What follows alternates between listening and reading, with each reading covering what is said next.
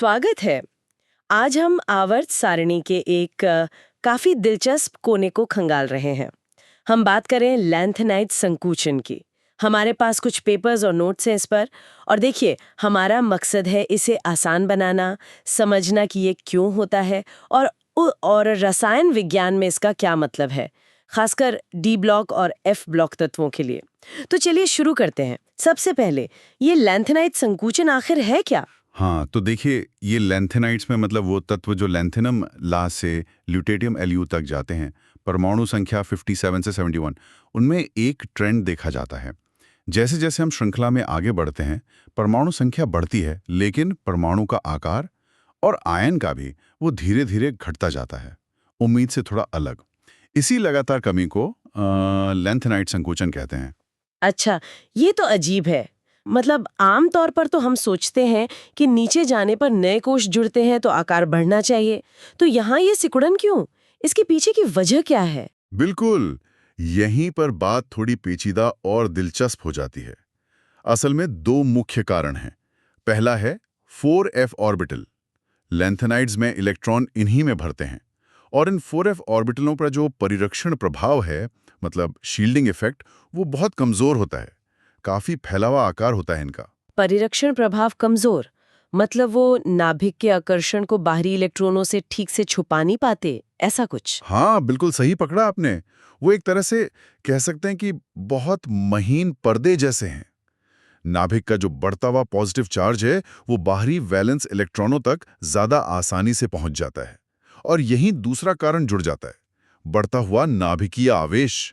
हर अगले तत्व में एक प्रोटॉन बढ़ रहा है ना, हाँ, प्रोटॉन तो बढ़ते जाते हैं। तो नाभिक का खिंचाव और मजबूत होता जाता है।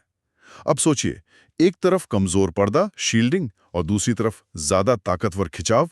नतीजा ये होता है कि नाभिक बाहरी इलेक्ट्रॉनों को ज्यादा जोर से अपनी तरफ खींचता है और परमाणु या आयन का साइज सिकुड़ जाता है। समझ गए। तो ये सिर्फ कोई नंबर का खेल नहीं है कि आकार थोड़ा कम हो गया, इसका असर भी होता होगा तत्वों के गुणों पर। हाँ बिल्कुल, और इसका असर सिर्फ लैंथेनाइड्स तक नहीं रहता, जिसके परिणाम काफी दूर तक जाते हैं, खासकर लैंथेनाइड्स के ठीक बाद आने वाले तत्वों पर, मतलब छठे आवर्त के डी ब्लॉक तत्व। इसी लैंथेनाइड संकुचन की वजह से होता यह है कि जो दूसरी संक्रमण श्रृंखला है 4D वाले, जैसे जिरकोनियम Zr, और जो तीसरी संक्रमण श्रृंखला है 5D वाले, जैसे हैफनियम HF, उनके तत्वों का आकार लगभग एक जैसा हो जाता है। अरे, एक मिनट।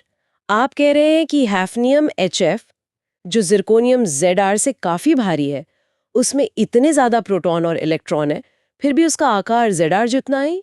ये तो कमाल की बात है।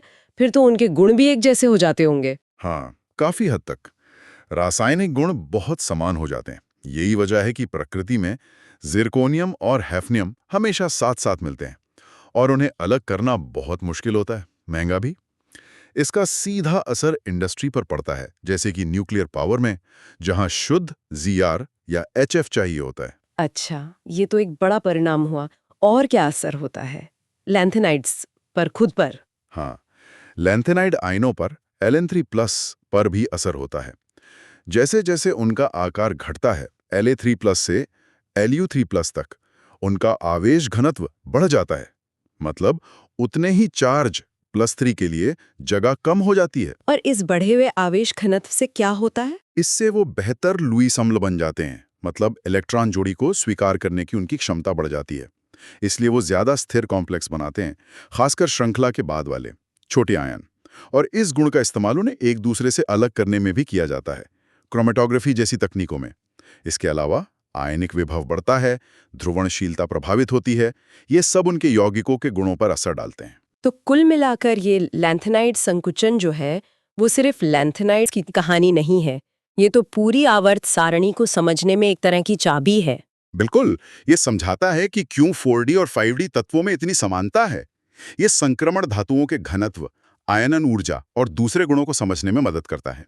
ये आवर्त सारणी में जो अपेक्षित ट्रेंड्स होते हैं, उनसे विचलन का एक क्लासिक उदाहरण है। आप अगर Ln3+ आयनों की त्रिज्या का ग्राफ देखेंगे ना, तो La3+ से Lu3+ तक सीधी गिरती हुई रेखा दिखती है, एकदम स्पष्ट। तो सार ये है कि लैंथेनाइड संकुचन एफ ब्लॉक तक ही सीमित नहीं है। बल्कि डी ब्लॉक और पूरी आवर्त सारणी में तत्वों के व्यवहार को समझने के लिए एक बुनियादी कॉन्सेप्ट है। एकदम सही कहा। ये दिखाता है कि कैसे परमाणु के अंदर की छोटी-छोटी बातें, जैसे ऑर्बिटल का आकार या शील्डिंग, मिलकर तत्वों के बड़े गुणों और उनके रिश्तों को तय करती हैं। और यहाँ एक सोचने वाली बात छोड़ जाते हैं। जरा सोचिए, कैसे ये परमाणु स्तर के लगातार छोटे-छोटे बदलाव मिलकर इतने बड़े पैमाने पर समानताएं, जैसे ज़ारा और एचएफ में, और असमानताएं पैदा कर देते हैं। क्या ऐसे ही छोटे जमा होने वाले प्रभावों से बड़े पैटर्न हमें विज्ञान के या शायद जीवन के दूसरे जटिल सिस्टम्स में भी दिख सकते हैं? सोचने वाली बात है।